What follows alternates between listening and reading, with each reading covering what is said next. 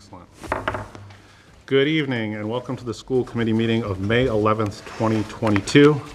Just reminding everyone that this meeting is being broadcast on WHCA and also being recorded.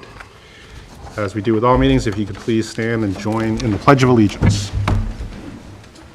I pledge allegiance to the flag of the United States of America and to the republic for which it stands, one nation, under God, indivisible, with liberty and justice for all.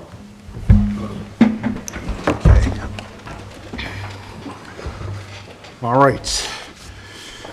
Public comment. I don't see a large gallery here tonight. Post-budget, Celtics game, lots of other things going on. There's like 5 things going on in the fields today. So, anyone here for public comment? Everyone's good. Okay. Student advisory report. You said Anna. I don't think Anna's here. I think she might be running right now. But Oh. I do have the Student Advisory Council are the 2 students that are elected by the high school to serve on the state Student Advisory Council. The Student Council ran an election last week on May 2nd. May 6th, they were voted in. We have 2 students representing us from Whitman Hanson, Matt Ward and Laura Laguerre, our Regional Student Advisory Council folks that will take office in June and serve us on the state board next fall. Right. Just letting you know. Congratulations to them and thank you. All right, approval of the meeting minutes. I think it was just the April 13th, 2022 minutes, so I would entertain a motion to accept the April 13th, 2022 minutes as presented. Motion to accept. Second. Any discussion? Okay, all those in favor? Unanimous. Wonderful, thank you. All right, Jeff, all yours. So moving into my report, annual town meetings were held last Monday, May 2nd. Prefacing that, before we get into how they came out, I just want to say thank you to this committee for keeping to the strategic plan, keeping to the goals that we set last summer, pushing forward with a budget that I think moves the Whitman Hanson Regional School District forward. I think giving something to our students in one of the budget items that we've been waiting for almost 20 years. It was outstanding to be at the Whitman Town meeting last week, hearing discussions on different warrant articles, hearing very little discussion on the school department budget. There were 2 speakers. One speaker spoke about our 5-year plan and some thoughts around us not being able to afford our 5-year plan moving forward. And another speaker who said we need to do better for our kids. We need to keep our kids in our vision moving forward, looking now not only to the programs that we're putting in today in fiscal 23, but looking forward to recovering some of the programs that have been cut and looking outside the box to programs in the future. In Whitman, the Regional School District budget, Article 2, passed without question, unanimously, with a round of applause. I don't know if that happened in Hanson. I believe so in Hanson. I got a little trickle that there was no discussion in Hanson as well. The other piece about town meeting, all our warrant articles went forward, meaning, and I'll highlight these for the committee and for the public.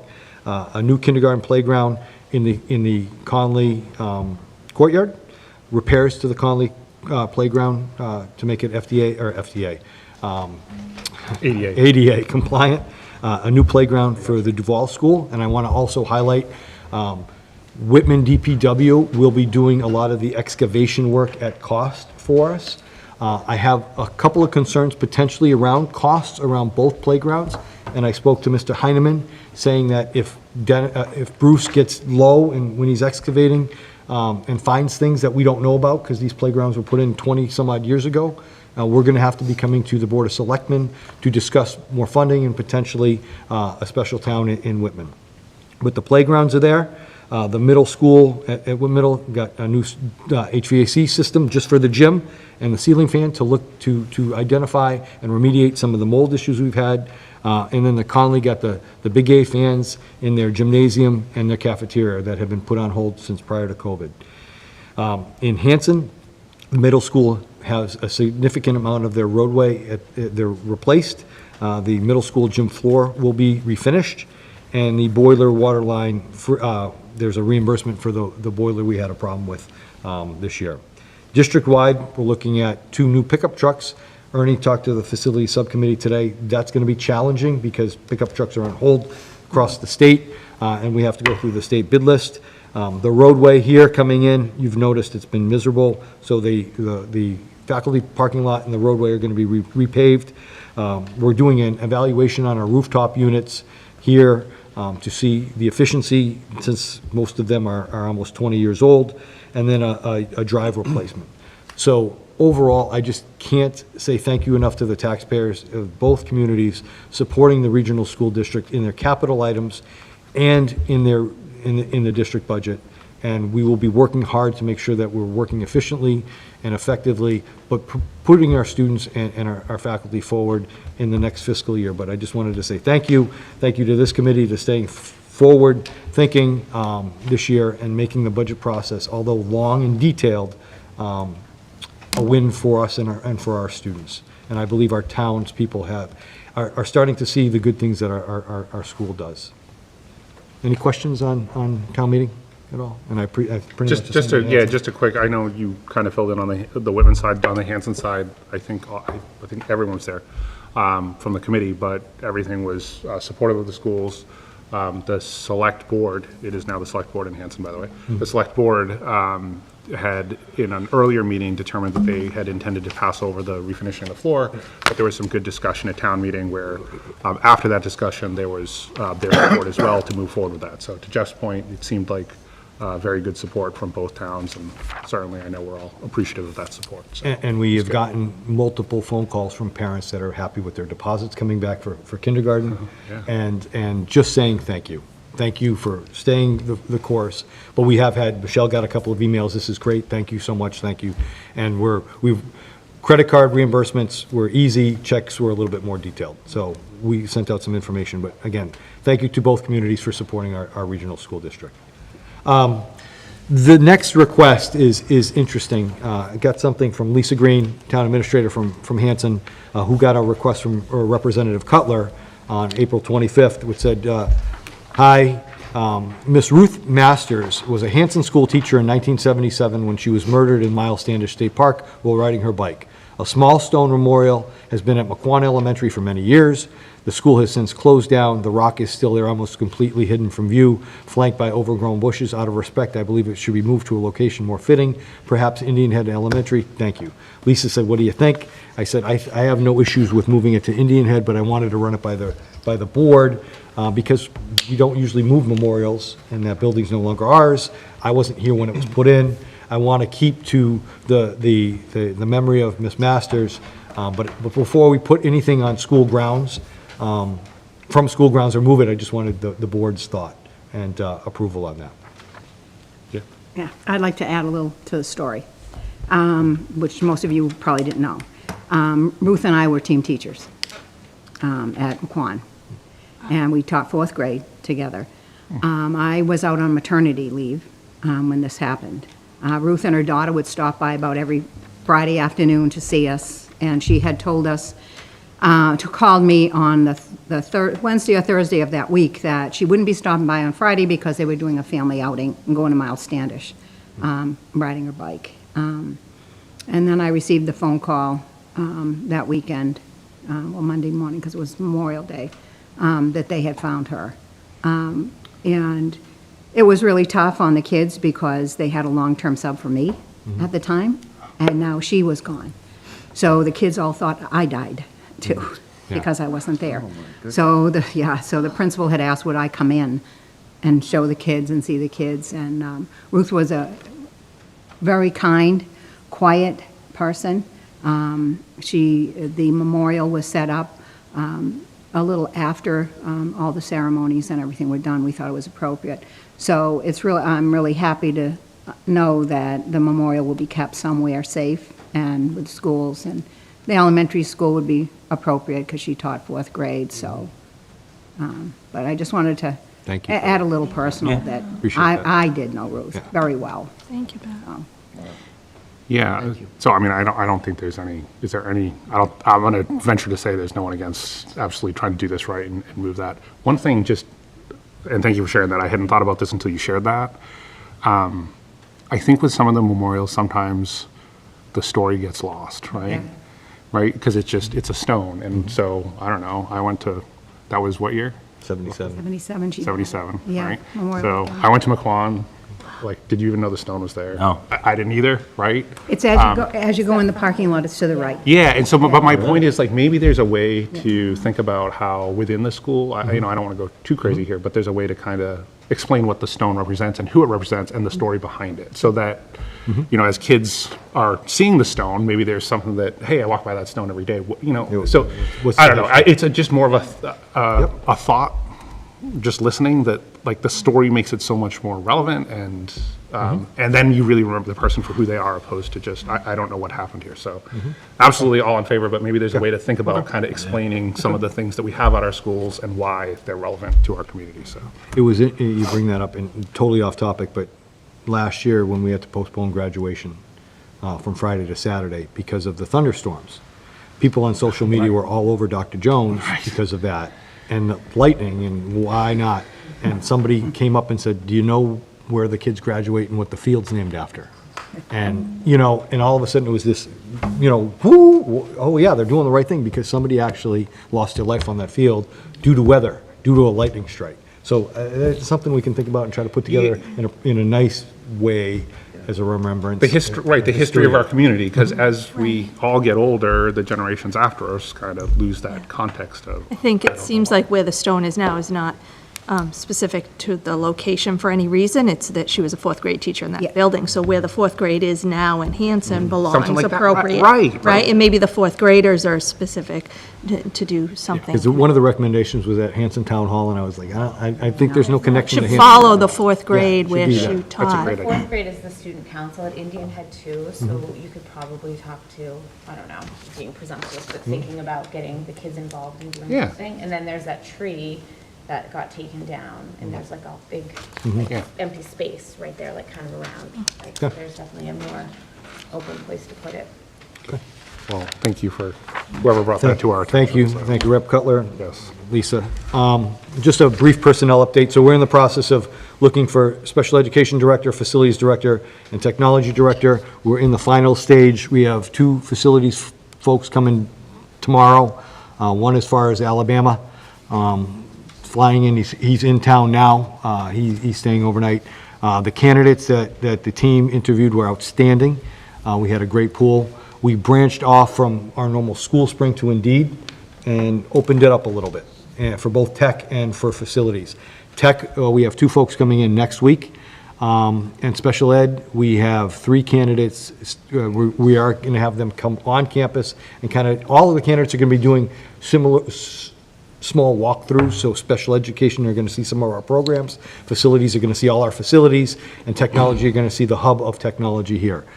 The goal is to get some folks on board within the next 2 weeks. All the candidates, the candidate pool was a real pool. We were a little anxious about special education because I've heard some horror stories, and the pool was very good. And the 3 candidates that we have as finalists, all the people that were brought in to interview were solid. We had a team of teachers and leadership interviewing, same with tech and facilities, and hope to present to some folks to you at our June meeting. So, any questions on personnel at this point? And we've also posted every position on School Spring. We have kindergarten openings, we have retirements, we have, people on maternity, we have a lot of openings out there. That doesn't mean those are all new positions. So for the community, if you saw all the positions, they're all not all new. I have 5 retirements in district. Some folks are leaving district. Some folks are taking the years off. We do have a couple of new. The kindergarten positions are new. But again, the pool is pretty broad, and we got out ahead of the game. And the principals will be doing some interviews and some hiring in the next month, so they're going to be very busy. Questions? Are the retirements ones you anticipated? Yes. Can you elaborate on the music positions? Because I did have a parent come and say, oh, hiring 3. So yes, so remember I had mentioned, Mr. Legg and Mr. Dondera are retiring. So we did a 3 for 2. They're both retiring, taking both their salaries combined. I'm able to hire 2 high school music teachers. We haven't had 2 here before, full-time. Devin and Devin actually split time. So Don was here by himself. We will have 2 here, and we are going to split a 50-50 in the middle school, which will include band, 5th grade band. So yeah, because of their retirements, we are expanding our program. How would that work, fifth grade band, so Duval and Conley have fifth grade? Yes. And then sixth or eighth at Whitman Middle, Yes. right? Okay. So we have somebody doing, I think the Duval music teacher is doing the fifth grade band right now. And I think we're trying to deviate from that and have this person do it as well. It will be some traveling on their part. Yeah, you know, yeah, that's a bit of- But that's going to be part of that interview process with that person. But we think it's very important that they're at the middle, but because there's a fifth grade at Hanson Middle, the fifth graders at Duval and Conley have that same opportunity, correct? Yeah, we just have to work out the schedule of that person. So when we say middle school, that's to include starting band at grade 5. Yeah. So there will be some movement of when that happens due to the different schedules of the different schools. But that's the goal. Good.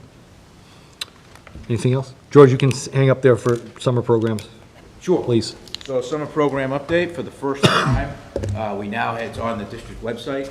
If you look on the district website, on the homepage, you go down the left under news, and now we have a district summer program update. The ones that have publicized, the ones that have put out the link, we've asked every principal to talk to both Lori and Michelle, who handle our website, so now you can go right to it. There will be more that are coming. You do notice that we have money available for transportation. As of yet, we don't have transportation because we don't have drivers. As of this week, we're short 4 drivers, so you've probably all got the emails this week that we have to combine routes and things like that. So our goal is to hopefully get 2 to 3 routes, so that 2 to 3 drivers, so we can have a couple of routes during the course of the day, so we can provide it to students. All of the athletic camps also have their link on there, so our goal is to have one-stop shopping for parents. They go to that page, and it'll be there. We do know that something like the science camp is already publicized. It's not on there yet. That's because we're waiting for Mr. Rosen to send it to us so that we can put it on the link and expand it from there. I will say, at the urging of this committee, it's a long time coming for that, and I will say that Mr. Tranters even has the scan code or whatever that you put right on it. It takes you to the link right there, and you can, so we're coming a long way. We're coming a long way. At the elementary school, the biggest one is Camp Conley, and that's going to feed all 3 schools. We're posting for those positions now. The camp can be as big as the people they take in and the staff that works it. And we do also have summer components available for academic enrichment, but those might not necessarily, those would probably be by invite based on our 3rd assessment, and we haven't got there yet. So it's coming, it's growing, and we'll go from there. So families anywhere in the district can go to Camp Conley, though, Yep, right? absolutely. Right. And then That's why- according to the principals, Dr. Jones and, Dr. Jocelyn and Dr. Foley, they are also heavily promoting it at their schools. Yeah, thank you. Thanks, George. Just a graduation update. So graduation is going to be June 2nd. Or excuse me, 2 graduations for you guys. So CES graduation is in the library on June 2nd at 5:30. We'd like you here by 5:30 if you want to march and be on stage for the CES graduation. On Friday, June 3rd, is the high school graduation, 6 p.m. The rain date is noon the next day. Let us know, let Michelle know if you want to participate. They have the invitation letter. You have an invitation, okay, all right. So I'm just reading off of that as a reminder, okay? So you have a green flyer for your car, where to park. It's going to be outside, second year that we're going to be outside. You can be on stage, you can be up on the platform, you'll march in with the graduates. We do have school committee members issuing diplomas, we do. Michelle, do you know who's, is any current school committee member? No, I'm not going to. You're not? no. Okay. Jaden decided he would Okay. like to be. no. But I think, Oh, no. do we have, what's his name, Jim? Mr. Haggerty, Yes. former school committee member, I believe is issuing the diploma to his grade. Okay. So let us know if you're going to be there. We'd love to have you there. It's a great, graduation's outstanding. It's the best day of the year, both nights, the CES night and the high school night. Are just the kids are just happy, parents are happy. It's a great experience. So I encourage you to be there. And then like I said, you have a parking spot, in and out. And again, I encourage you to go, to come out and see it. And hopefully the weather will be nice on Friday night. We won't have to postpone again, but and it won't be too hot, and it'll be nice when the sun goes down. But please, if you can make it, that would be a great representation of this committee. Yeah, the only thing I just wanted to bring up to the committee, because this was something that, came up last year, I noticed, and then I talked to Jeff about, and I kind of wanted to share with the committee. So traditionally, the chair, and Chris and I talked about this too, so traditionally, the chair and vice chair are the ones handing out the diplomas. That's kind of been the long-standing tradition here at Whitman Hanson. But one of the things, I kind of asked the question of like, why do we do that? And Jeff's answer was, because we just always done it that way. I said, well, I remember when I graduated from Whitman Hanson and the chair of the school committee, in a roundabout way, who actually ended up working for, but at the time I was like, why is this guy handing me my diploma, right? So I did suggest to Jeff, I said, to me, it would maybe make more sense to have, whether it's Dr. Jones, the class advisors, a combination, whatever the administration thinks, to do that. I know Chris was in support of that. We would ultimately be the two this year that were doing that, but wanted to kind of propose that to the committee just to see if that was acceptable. I don't think we need to vote it. Certainly it can change from year to year, but for this year, that was kind of what we were thinking. So I want to kind of open that up to the committee just to get thoughts. So is everyone okay with that? Does anyone feel strongly it should be school committee members that are doing it? Are we okay? Everyone's okay? All right, good. So Yeah, thanks. We'll kind of set that as a new tradition. We'll see how it goes. Again, the school committee can do whatever they want in the future, but again, I go back to my personal experience and like, why handing me my diploma? Who are you? Who are you? Like, why are you even here? So I just think, hopefully at this point, they know Dr. Jones, they know their class advisors, it's Shelley, So, Jeff, whoever wants to. Chris and I are going to do it this year, and then we're Jeff, going to how are you? reevaluate as we go Perfect. forward. Perfect. He and I kind of, after Chris mentioned that to me again, we kind of brainstormed a few different things. We want it to be a personal experience for the kids, and that's what it's about. Again, I said it was the best day of the year, but we wanted to personalize it for the students. We're going to roll it out this year. I think they still know me. I see the kids As in the well, hall. yes. In 5 years, they might not, but going forward, we're going to establish something now that it's kind of away from the committee to have the students own that somewhat. So I think it's a really good, Great. it's a really good move. And thank you. My evaluation, just key dates, everything's going to be uploaded to the Google Drive as far as my evidence tomorrow, by the end of the day. I was putting some things in, I just wanted to make sure it was there, and we're going to upload it to the Google Drive. There are folders, there are marked folders, there's my, I want to say more of a summative of what I think, where I've hit this year on goals, but there's a lot of other things that are outside the goals, just things around community involvement, things like that. If you have any questions, give me a call, come in and see me. Chris and Michelle would like the evaluations, the first 2 pages of the evaluations, the whole document, which includes a rubric and more or less of a worksheet, are in there, but just submit the first 2 pages to Chris. I think that'll give him the opportunity to kind of score it out, see where it's at. All your documents can come in, but he's going to look at the first 2 pages. Yep. And again, if you have any questions, please let me know. Yeah, Chris? 5:30, Chris?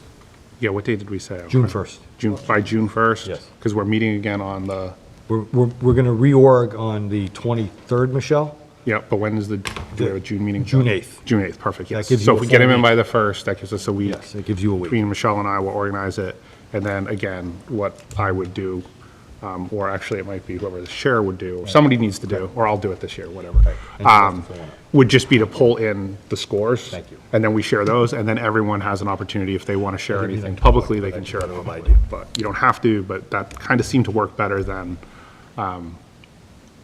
I didn't think, I don't want to read your evaluations word for word, or, so we can do the scores, it's really easy to put in an Excel sheet, we can hand it out, it can be publicly available. So that's the plan. So yes, by June 1st, please, if you could email it to both Michelle and I, and then we'll make sure that she has them for records and I do the tabulation. And feel free, once you look in the drive and you see, if you have a question, call me up or come on and see me. We'll talk about that. So thank you. Don't forget to make a copy of the document either. Yes, right, remember? It's in the drive. Yes, don't save it to the drive, because then everyone's going to get your evaluation. We're all gonna be there. So save your own copy down to your computer, email it out. If you want to handwrite it, just make it legible, please, and we're good to go. Thank you. John, budget stuff, please? It's so quiet when there's nobody in the... Thank you. I'll try to move quickly, 'cause it's a lot of documents, but I'll try to go as quickly as I can. John, speak up too. Okay, Mike's there, but they're not- articulate. Okay. Thanks. Thank you. So the first document is document number 1. It's the fiscal year '22 report through April of both revenue and expenditures. On page 1, down in the year-to-date actual column, it says that we've had... In your folder. This one right there. The separate, not in the packet, it's in a separate folder. Thank you. Thanks. I didn't figure that out either. The year-to-date actuals are 52 million, again, I'm going to round the numbers up, 52,029,000. As you can see, we've received all the assessment money that we had assessed up until where it says Hanson Capital Building. One thing to note that on this, on page 1 here is where it says interfund transfers in, and it's 337,000. 245,598.29 came from a CARES Act submission that we got back in December, and we're able to get in with the town of Hanson, and they were able to send that on to the county, and we were able to get that money in. We got that money in April, so that's in that 337 right there. So I just want to say thank you to the town administrator, Lisa Green, and to Todd Hassett, the town accountant. They did a great job in turning that around quickly and getting that money to us. So on that note, John, just to interrupt, that was, I think I mentioned to you folks, Rep. Cutler called me on the 27th of December and said, hey, look, Hanson still has money available. Do you have any receipts that we can put in? I called John, and our office turned it over right to Todd and Lisa, who turned it over it was due on the 31st. So we didn't turn any money back from the town of Hanson to the Fed, which was a good thing. So if not for Josh, if not for Lisa, if not for John, that would have went away. But because we had been told, things were exhausted through CARES, Josh was able to see some things, and it's a benefit to the district. So just wanted to give him a plug as well. Can I just ask a question about that? So those funds come in, 337,000, and they go against qualified expenses that we had. So that money gets applied to those expenses, and then it basically like frees up the money we would have paid for those expenses, right? So those expense lines further in this report would actually have, not a surplus, but there would just be a balance left over at the end of the year. Is that right? These expenses were fiscal year '21 expenses that we paid out of the general fund, and I didn't know that this money was available, so I didn't set it aside in the Special Revenue CARES Act fund. So it was paid in fiscal year '21 out of general fund money. So when we got it in fiscal year '22, because the last minute maneuver on December 28th. So because it was fiscal year '21's general fund expenses, and we've closed fiscal year '21, any revenue we get in afterwards has to go to the general fund as just general miscellaneous revenue. Okay. So ideally, that's simply going to roll into free cash? Yes. That's what happens with that? It just- Correct, yes. Yes. Yeah, okay. That's Just what trying to we're understand. anticipating. Yeah. Correct. I'm sorry, did you say a portion of that 337 was the CARES, or was it the whole thing? So 245,000 of the 337 you see in interfund transfers in Yeah. are related to this December 28th submission. Okay. Gotcha. And there are other things that have been transferred in that add up for the difference. Yeah. Thank you. Okay. And then pages 2 through 18 are the expenditures report for the general fund through April. And again, the back page is we've spent $44,182,000 of expenses through April on $52 million in revenue. So again, this is just a snapshot in time. We've talked about that before. I want to try to move quickly, so if anyone doesn't have any questions, I'll move on to a new document that you haven't seen before, and this is document 1A, and this is for the Whitman Middle School feasibility study. It's its own fund in our munis system, so I'm tracking the funding source for this project and the fund, and what I'm thinking is, we've got this fantastic Munis system, why not use it instead of me having to do spreadsheets over and over and over again? So I put this into Munis. This is going to be a new report, a new monthly report, and this just happens to be the Whitman Middle School feasibility study, where the money's coming in for revenue and where the expenses are so far. And so far, they've spent $20,603.60 out of the $850,000 that's been allotted by Whitman Town Meeting. So that's just a new report there. Again, document 1B is just a breakdown of the Whitman Middle School feasibility study. Even though I said I wasn't going to do any more spreadsheets, there's one more spreadsheet of where they are. And just, it's just a reiteration of what you saw on document 1A. It's just breaking it down, what everything's been spent on, including the vendor name. It says more detail than what is in the Munis system. Again, documents 2 and 2A, these are the things that I usually go over only on the quarters, but these, I'm doing them every month, just so you can get a look at a comparison between fiscal year 21 and fiscal year 22 through April. Again, this is what the balance sheet and revenues and expenditures would look like on document 2. If the fiscal year ended in April, obviously it doesn't, but it's a helpful tool to see where we are versus last year. Document 2A is a breakdown of all the expenses by DESI code, by function. Again, comparing fiscal year 21 to fiscal year 22 through April. The highlighted items are the items that make up most of the each function's code and increase or decrease, and they haven't changed pretty much since I started doing this report, and when it seems like a while ago, but I think it was maybe October or November. That's just a breakdown of where the expenses were, and then through April. And then document 2B is, again, this is something I go over on the quarters. Hey, John. But, I'm sorry. Sorry, back to 2A. Yes. Just a quick question on, towards the bottom, on the left column, 5150, employee separation costs. So in my head, I think that sometimes that's when we encourage early retirements or we have layoffs or costs. So can you go over maybe why that's increased by 184,000? Do you happen to know? I can, That's a lot to ask. I know. can look into it, but it has been up over last year, and I think it's just a timing of when we've paid out separation costs to employees. But I can certainly look into it and find out why. Okay. Yeah, because I just know we didn't lay anyone off last year, but, Separation costs can be like sick leave buyback and things like that. Okay. To people who are leaving. okay, So anything like that would be Yeah. separation costs. yeah.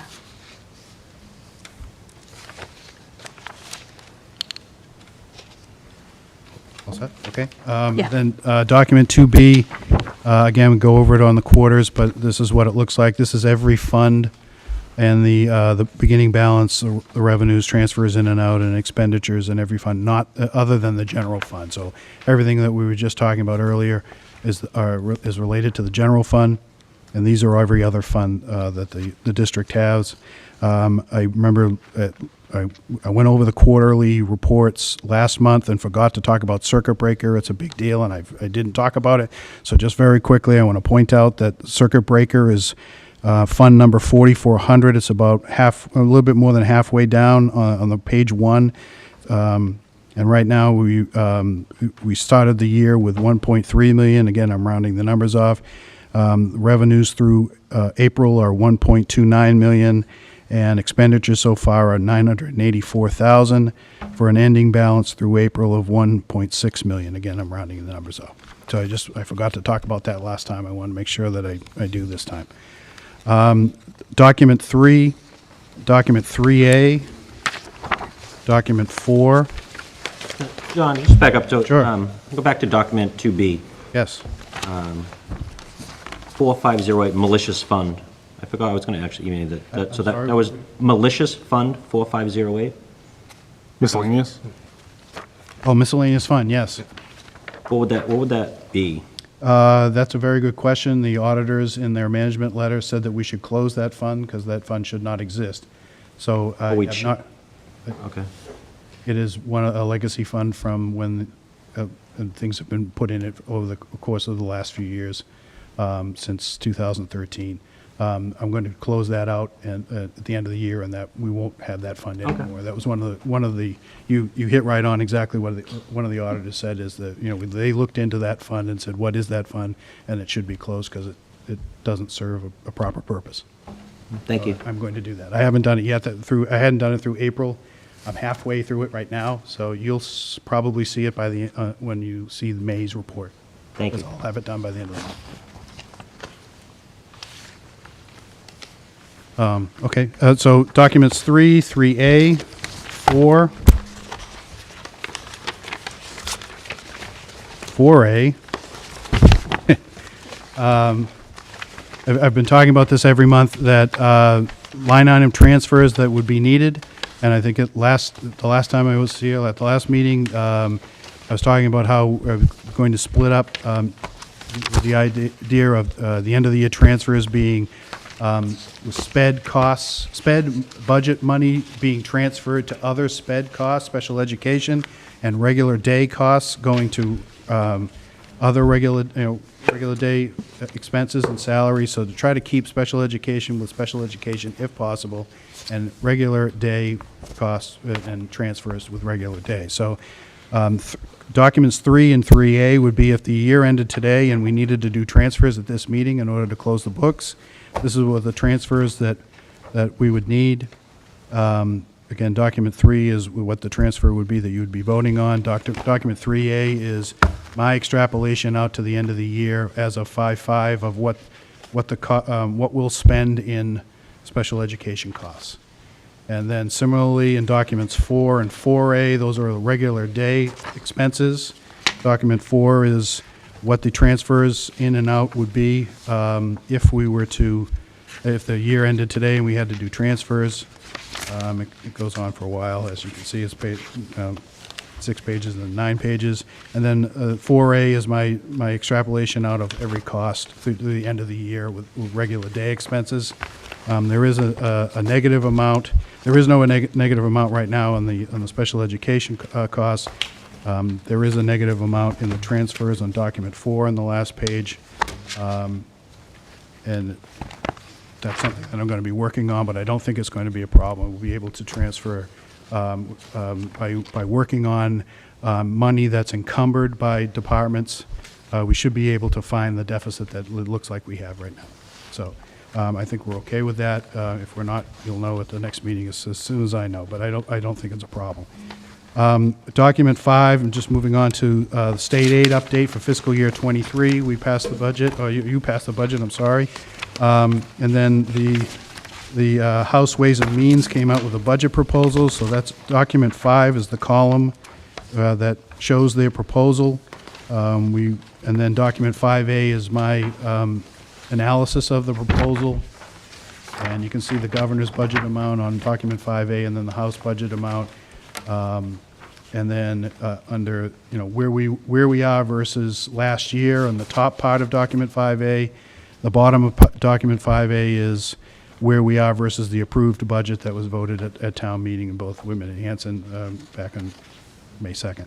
The highlighted part on document 5A in the middle on the regional transportation, it looks like we're getting less, but if you remember, we changed the method of getting regional transportation reimbursement, and the state hasn't processed that yet, so they have the old way of doing it.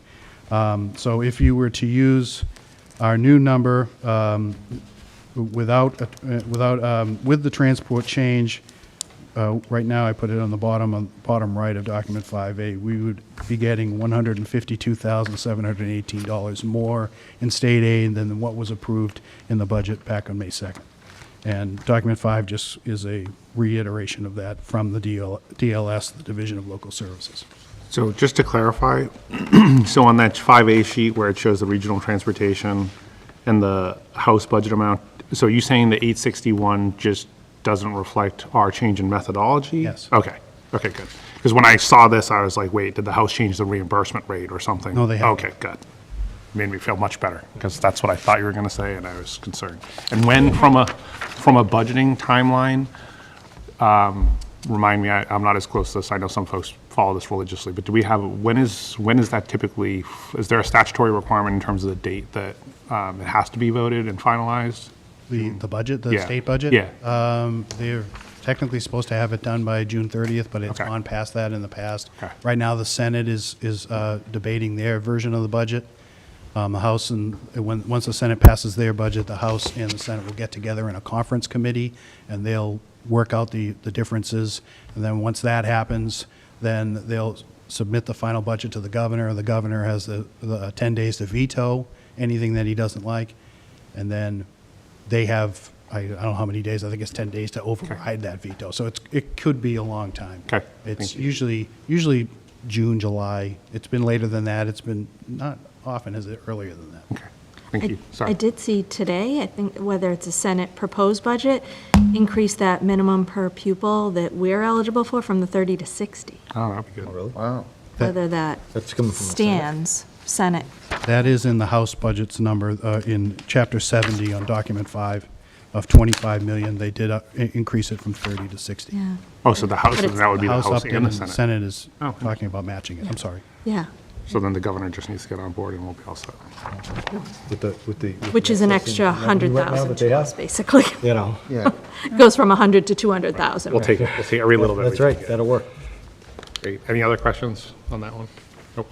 Okay. John, you can just continue on if Keep you want. going, right okay. about the phones. Document 6, the district is going to be putting out a bond anticipation note on May 26th for $500,000 related to the Hanson Middle School feasibility study. I've been working with David Leary, our treasurer, and then our financial advisor, Lynn Foster Welsh. And what we did here was we put the $500,000 that the middle school feasibility study needed, and there's also a $210,000 Hanson HVAC bond anticipation note that we're going to be reissuing again. We combine them together so that we have one issue.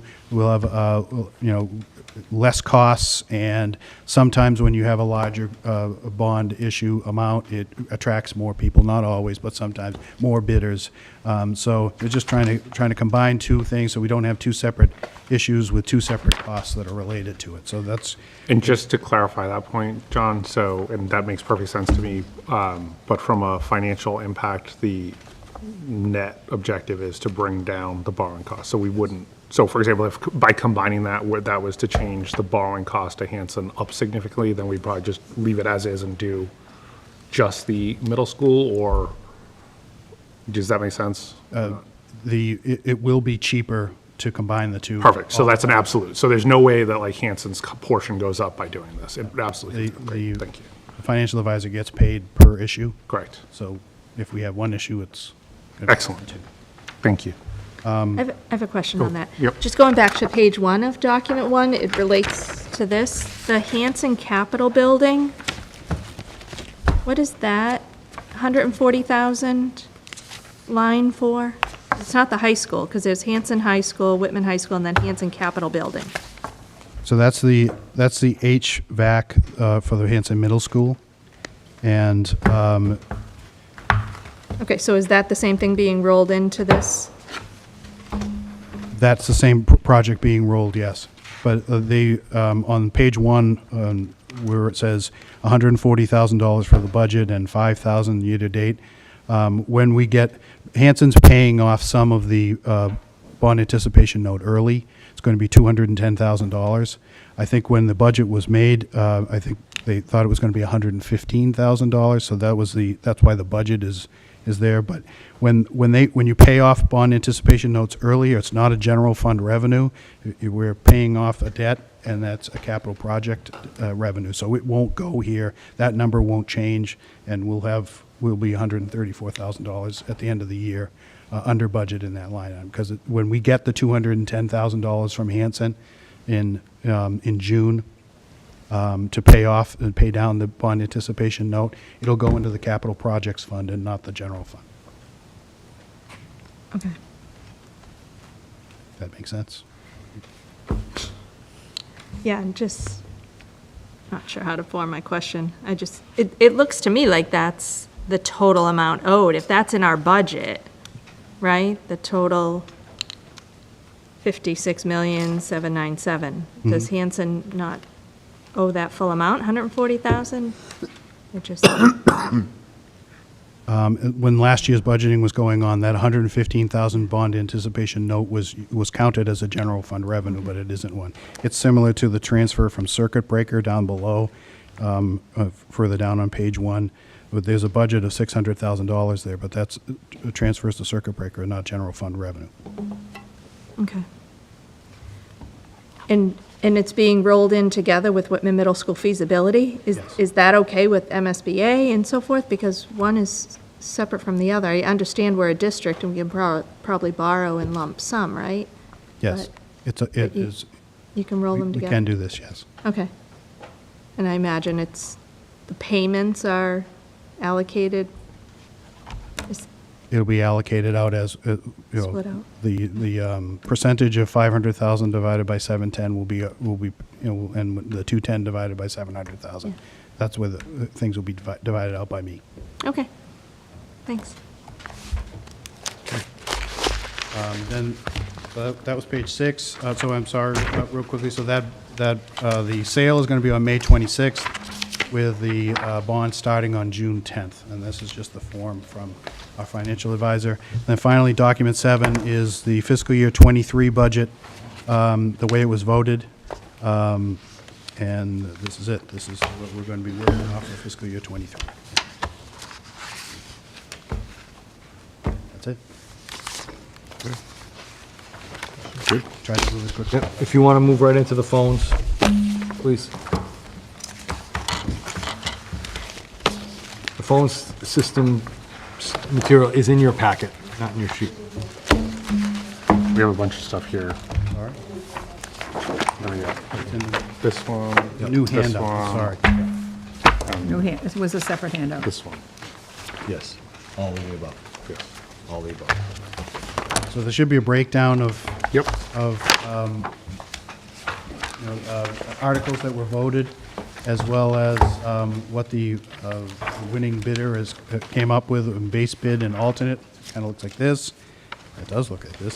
And then also just my notes or a narrative of what happened with the project. Again, my narrative is right from Chapter 5 of Chapter 30B, so it is right from the book. There's different steps that you have to take in order to do a request for proposal, and I can read them to you if you want. But what we did with the phone project is we had a great team of preparing the RFP with Steve Burke, Ernie, he's our director, Associate Technology Director, Ernie Sandland, Director of Facilities, Kevin Solomon's our desktop administrator, and we were led by Assistant Superintendent George Farrow. Mr. Farrow convened several meetings and set timeline goals of what we're going to be doing here. So, and we got the RFP ready as per Mr. Farrow's instructions in early February. The RFP was advertised in the Patriot Ledger, State Combis procurement system, in the Massachusetts Secretary of State's Goods and Services Bulletin, and on the district website. You're able to download the request for proposal or RFP in early February. We had a walkthrough during February vacation, which was somewhat challenging because we had a power outage right when the walkthrough was ready to begin. We were able to work through that. I issued 5 addenda and answered 64 questions in writing related to the project. We had a non-price proposal. The way you do when you have a request for proposal under Chapter 30B, you have non-price proposals and you have price proposals. You evaluate them separately. You evaluate the non-price proposals first, and then you evaluate the price proposal afterwards, completely separate. Then you come together and you get the best advantageous proposal of both non-price and price proposals. And I used proposal there probably 20 times in that paragraph, I'm sorry. But we had a non-price proposal evaluation team, and then we had a price proposal evaluation team of my assistant, Erica Sherman. She's our staff accountant. I was there facilitating what was going on with the meeting. And in both meetings and coming up with the proposals. The deadline for the project was March 22nd. We got 5 proposals. I opened them and we evaluated the proposals, and we selected the most advantageous proposal, 3 most advantageous proposals, and had those come back for a second interview. We did that on March 29th. April 1st, the members of the team unanimously voted to select Integration Partners Incorporated as the most advantageous proposal based on qualifications and price. And since April 1st, and with the town meeting, and this got kind of delayed a little bit, but we had contract language and worked out the statement of work, and we had district council review the contract and suggested edits. We tried to work that in, and that's what you're looking at tonight. So down to step 12 right now in the process. If you chose to, you could authorize me to award the contract to Integration Partners Incorporated, and the amount would be the base bid of $266,477.18. The alternate bids totaled $61,601.30. So the entire bid would be $328,078.48. And just for the record, we have $353,598 in votes from both Whitman and Hanson.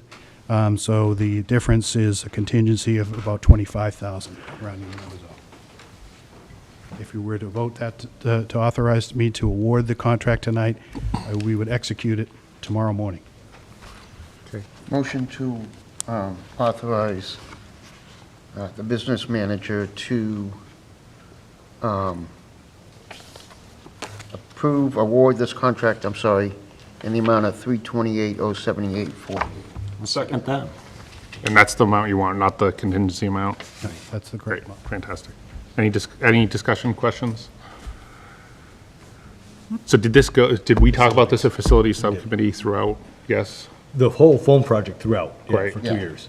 I'm trying to articulate to the public. For like, 2 this wasn't years, we've like- been talking about this phone project in And facilities. and we went over this today on the bidding process. We didn't use the phones, though, to talk. Okay, any questions for anyone on the phone system before we move to the vote?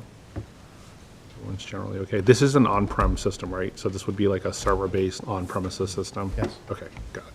I think the only other question I wanted to ask was, because I don't know how this works in municipal land, so how does the expense translate over time? So, like, I know on our side, we'll, like, depreciate, capitalize, it would be a capitalized item where we would depreciate kind of the value over time. Does that apply here or not really? Do we just be take this on as a one-time expense, or do we kind of depreciate the value of the system over time? It'll be on our fixed asset list Great. as we add components. So it's based on spending. So if we spend nothing at the end of fiscal year '22, it will not be on our list. If we spend the entire amount, 328 will be on fiscal year '23's fixed asset. And then how long do you depreciate the fixed asset over, do you know? Phone projects, I believe, are 20 years. I'd have to look again. Okay, so that's the only, and that was kind of the answer I expected, so I would want to look at that, just, I don't know, maybe we'll get 20 years out of it, but I don't know, like, some of these phone systems, realistically, it might only be like 10, so just not having an asset out there, so it's like, well, it's gonna last 20 years because we have the asset out there for 20 years, opposed to now it's only 10, and we have that mismatch of fixed assets, so that would be the only thing maybe to just look at, just to make sure that, I guess, I defer to like George and the team of you guys to make sure that whatever we say it's gonna last is a reasonable expectation, not, we're shooting for the system's gonna last 20 years, and then 10 years from now, we're like, oops, it's time, because these systems just don't, 10 years would be great to me. I mean, this one's probably, how long have we got out of this one, so, A long time. yeah, okay, great. Well, isn't it based on technology? I mean, you don't know how It it's is. going to change, right? It 8 to is. 10 years? But I think you're technically buying like licenses and support, so some of that would last for a period of time. I think this is the system we've had since George was here, and George has been here a long time, so. So this is an integrated system that we're buying that does harness what we have already, and then it's not a VoIP, it's not anything like that. And the high school is the brain, if you think of it, and then the schools are the tentacles. So that's the type of system that we are buying. And the expectation is that we are at 20, I believe we're at 24 years right now, and we are out of we can't even sell these phones. So you said that we could get rid of them in a couple of meetings ago. And, so that's the expectation, that it would last hopefully upwards of 20 years. Awesome. Any other discussion? All right, we'll move to the vote. All those in favor? Unanimous. Great, thank you. Thanks. New business, we just need the annual appointment of the physician. Dr. Belcher agreed to be our physician, if so appointed tonight. So I'm looking for a motion and a vote to approve Dr. Belcher as our school physician. District physician. Motion to appoint. Second. Any discussion? All those in favor? Great, unanimous. At our last meeting, policy subcommittee, we pushed forth to the school committee the payment policy for school breakfast and lunch, policy EFDA. I didn't realize we didn't put it on for a vote. This puts us in compliance with federal guidelines, where we don't, it's written, it's well-written. If you want to read it over, if you want me to go over specifics, policy subcommittee agreed to that. I think we would have voted on it if we could have last meeting, but I'm just looking for a motion to vote to approve policy EFDA. Motion to approve? Second. Any discussion on the policy? Great, all those in favor? Unanimous again. And then lastly, wrapping up, I just want to say thank you to Mr. Jones for 6 years of committed service to the students of the Whitman Hanson Regional School District. Sad to see you go, but it was a pleasure working with you as a facilities chair in the negotiations. You got a lot done in 6 years, Mike, so as a former principal, now as a superintendent, I just really appreciate your service, and I speak on behalf of the entire district. Thank you for your service. Thank you. Thank you, Mike.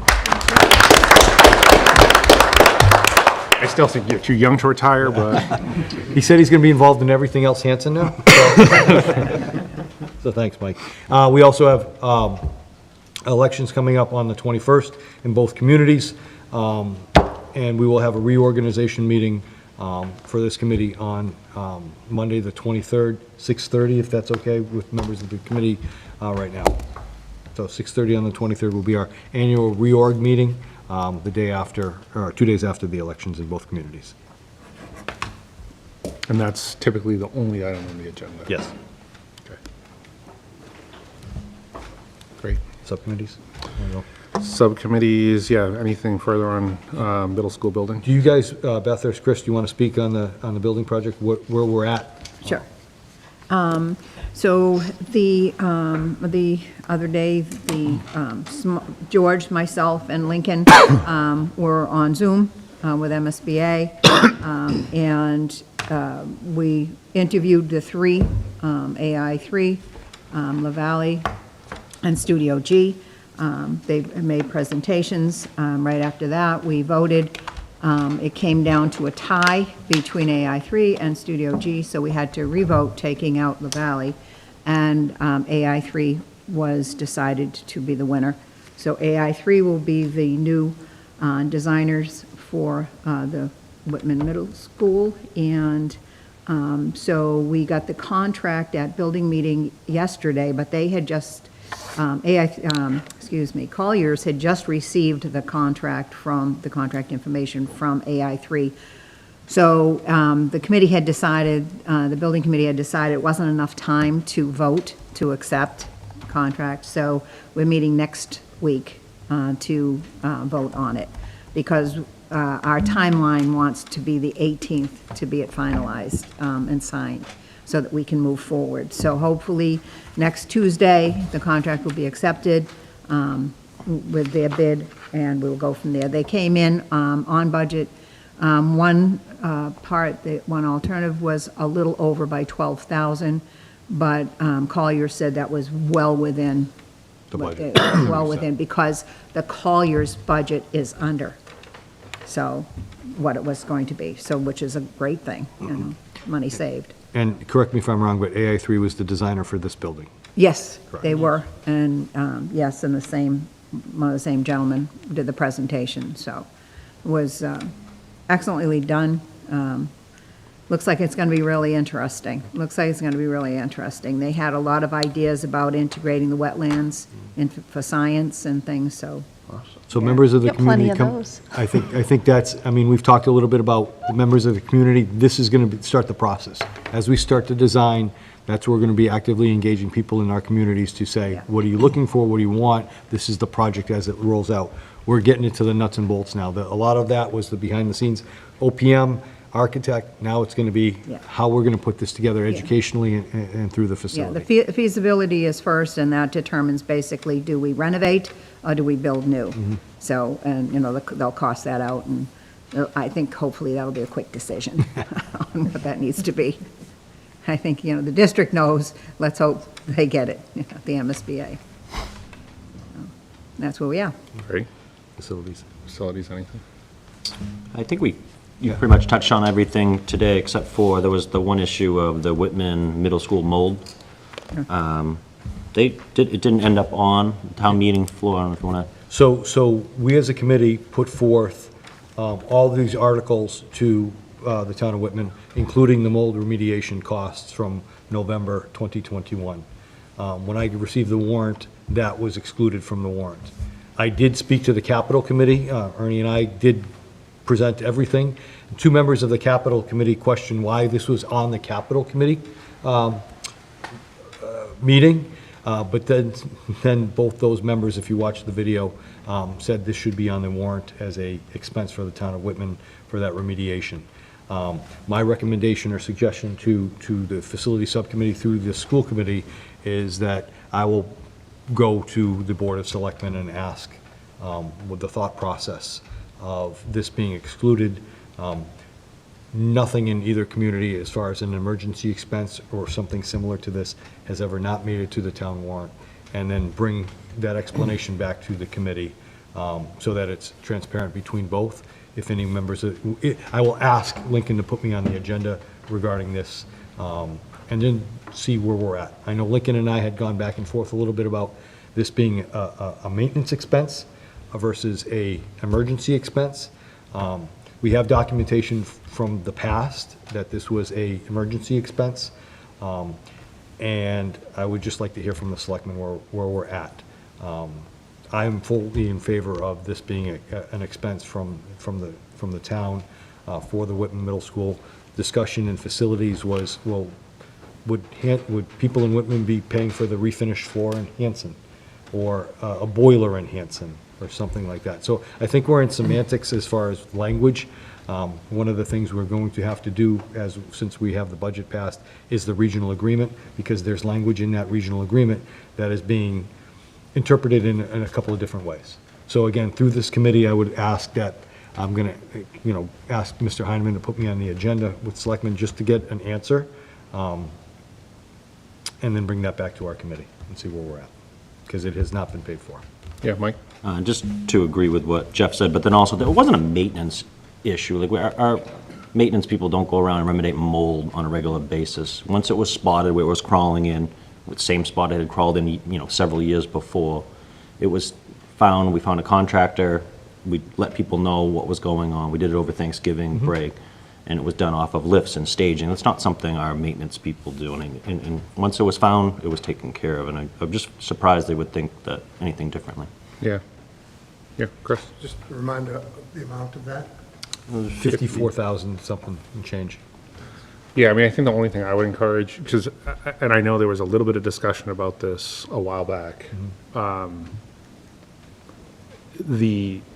think making sure that we're clear on what the regional agreement says. So for example, like, I get capital, right? Okay, maybe, so technically I can see how it's not a capital expense, because it's not we're not making a building and we don't have a phone system we're gonna depreciate over 20 years. So technically I can see that, but it does seem like if you look at the regional agreement, it definitely falls into an extraordinary expense, or whatever that language is. And then the only other thing I would suggest is, because you and I talked about this a while back, and you gave me a packet of the history of this issue, which also showed that there was clear outreach around, at the end of the day, we need to do something with the roof, and that wasn't done, and then we had a mold issue. So we can't control some of that. So I think what I would say is absolutely you should ask, but I would also encourage you to share that Packet. folder that was about this thick that showed the whole history of the issue and what was happened and what did happen and what didn't happen and the regional agreement, and then hopefully we just move past this one, rather than getting attorneys involved. So I'll let you folks know where we're at. I'll talk to Lincoln this week. Great. And get them that information. Budget, so we met yesterday. Oh, I'm sorry. Oh, yeah, sorry. Back to facilities, Yes. one question. Did I read somewhere some facilities plans on the library here? Is there any information you can share? So Dr. Jones presented to Facilities Subcommittee.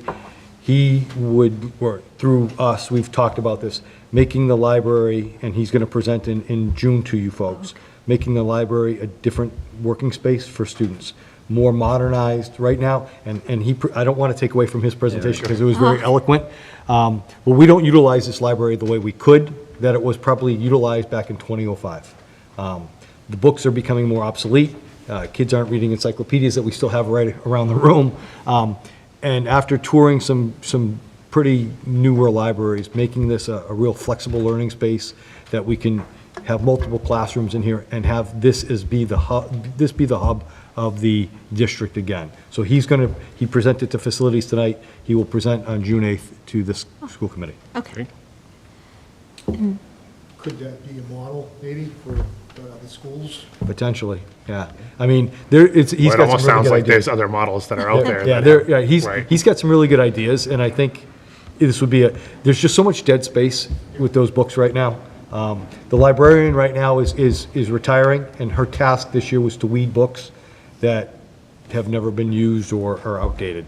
And now that we have one-to-one, spaces that students can come in here and open up their laptop or their Chromebook and do work, and we don't have that space. We look here, there's not a lot of seating for kids. Yeah. We had AP testing in the way back today, and we could do better. Yeah, So it's not his flexible It's not seating flexible either. seating, no. Yeah. And these books are stationary right now, Yeah. so. And how about funding source for any? We'll throw all that out in June. We're trying to do it within our current numbers right now. Okay. In like facilities, maintenance line? Correct, correct. We're not looking for anything extraordinary. I told Chris, we don't have a lot of money, but we do, But furniture, these things, and the one thing he wants to keep is the architecture of the building and utilize the furniture that we currently have as best we can. So again, he's got a great presentation. I don't want to take that away from him. And You're it'll stealing be- his thunder already. Right. So up and coming, but thanks for that question. Budget Subcommittee, we met last night, had a good meeting. I think there's a number of things that we would like to work on over the course of the summer, but we also recognize that we have to kind of reorganize and do that stuff as well. So the one thing we did really want to focus on is kind of getting a more current kind of version of the 5-year plan. So we did have some discussion with John and Jeff about them spending a little bit more time on the expense side, just to make sure that they felt comfortable. I think in the conversation that we had last night, looking at some of those expense lines, we were trying to make more of the assessment numbers fit. And the budget subcommittee's encouragement was, let's figure out what we need and then see how that translates. So they're going to be working on that over the next week and a half or so. And then just because of time and giving them some time and all that's going on, we did schedule a meeting for Tuesday, May 31st. So just in the spirit of full transparency and making sure everyone's okay with it, what we'd like to do is have that meeting with the three of us that have been working on it as kind of at least the final iteration before we actually reorganize the subcommittee. So we do the reorganization meeting on the 23rd. This meeting is set for the 31st. We would plan on still, even if we don't populate other subcommittees and the like, meet to try and get this done so that we can then bring it back to the full school committee and then we can reorganize subcommittees how we see fit at a later date. So just wanted to kind of explain the rationale. We ran out of time. There's just no way to kind of get this done before the 23rd. So that was the big takeaway. But we did also talk about, whoever I guess is going to be on that budget subcommittee, really focusing in on looking at hold harmless and some of that understanding that comes with it. We talked about OPEB, and what was the other one that I missed? Oh, and then the budget process itself. Coordination between the two towns, yeah. So kind of really defining, like, now, hey, this is our budget timeline, this is what we think of, maybe even going in front of the boards of selectmen as well as the finance committees and saying, this is what we're thinking, give us some feedback, but with the goal of way before we get into budget season, there is a document that lives somewhere that's like, this is what's gonna happen. We're either gonna have a joint meeting or we're not, and we're gonna do this on this date, and we're gonna do this on this date, and we're gonna do this on this date. And the 5-year plan lives here, so we're just really codifying, I think, the information that as a group, we all felt is out there, but we need to make sure people kind of understand it so we can get away from the, hey, I didn't know, or I wasn't there, or just having it all live in a document so everyone knows in advance should hopefully get away from some of that. So, did I miss anything? That was. You did great. I think you got it. There we go. Can I add, along the lines of budget and communicating with the public, of course, I listened to a lunch and learning series with MASC, and it was about ESSER. And it was just reminding school committees to show our results and be very public with our ESSER funds. So I guess I'd be asking Budget Subcommittee in this coming year to make sure we're talking about how we're using that ESSER money, because the public knows, right? It was $2.3 million, ESSER 3, and what are we doing with it? And we have to spend it. It is one-time money. We have to spend it now, and it doesn't carry on for a long time. But they talked about on the call using photos and charts and graphics and just really pumping it out there to the public so that they know how we're utilizing this money and how it's benefiting the district in a short period of time. Right. And then it is going away. And then those positions that are there to maybe support students, tutors and so forth, they won't be there. Or maybe they will if we work with our towns and we communicate a timeline and we discuss the benefits of these positions, and maybe they can be, phased into an operating budget, FY24, FY25. But showing results and being very public. Okay. That's what I'd say. Okay, Chris. Chris, who's on the budget subcommittee? So it's Steve, David, and myself. And this is the first year you guys have had to Yeah. go around, right? Yeah, so budget subcommittee, early childhood education, and what am I missing? There's the other third one. Robust. 1-1. Wow, thank you. Robust and early. Oh, yeah, oh, that. All right, so those were all, we created all those. So, again, I think we need to get through reorganization, and then, I would hope as a committee that first meeting we have in June, we would dedicate some time towards, okay, new year, let's figure out, are we doing some strategic planning focus? Are we, because the subcommittees came out of that, right? So if we what do we want to focus on? We can kind of build on it. Comment and thank you guys for the work you've done and how it keeps popping up in positive ways throughout the budget process of getting us on track for a 5-year plan. All that kind of stuff is so crucial, to us being able to project, where we, how much funding we can expect, or we can hope for, or whatever. So thank you guys for your work. Sure. Thank you. Difference.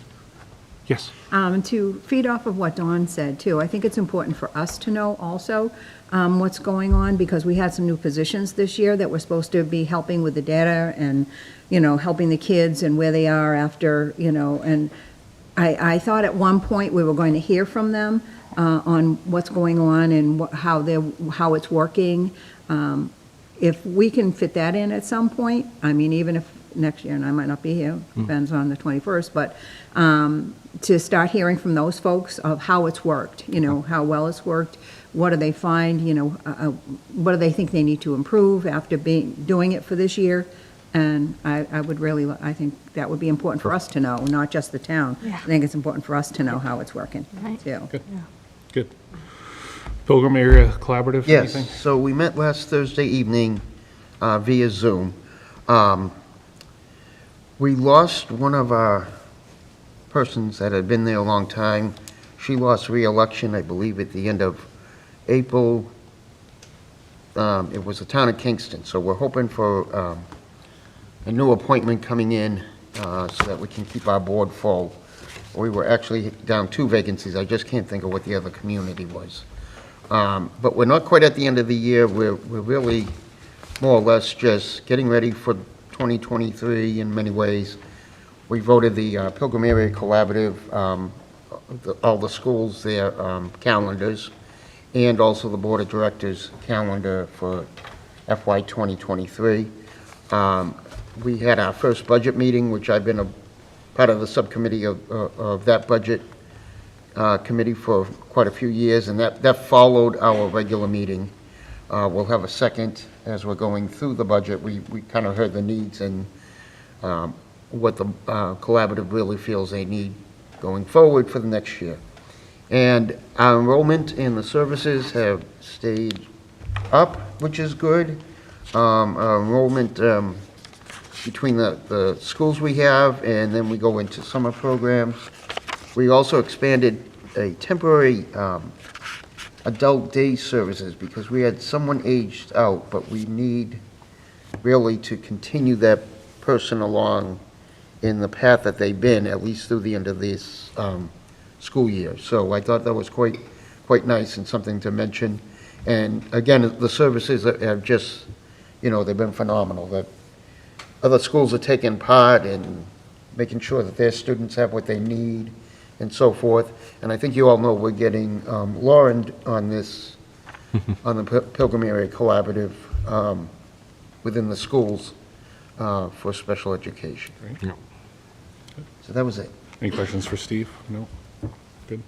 One housekeeping note, we didn't have it on here as a separate bullet, but it does fall under subcommittee. We had done appointments for negotiations for the other units, and then we had said Hillary, but she needed to clarify something, and we had David as an alternate. Hillary did clarify and didn't get the answer that she was hoping for, so she will not be able to do negotiations for C, so that'll be David. So we just need to reflect that formally so that we can do that. And thank you for agreeing to do that. Yeah. And that, I think that's all we have, so. Motion to adjourn? Second. All those in favor? Unanimous. Great. Mr. Trotter would be happy. Have a good night, everyone. Yeah.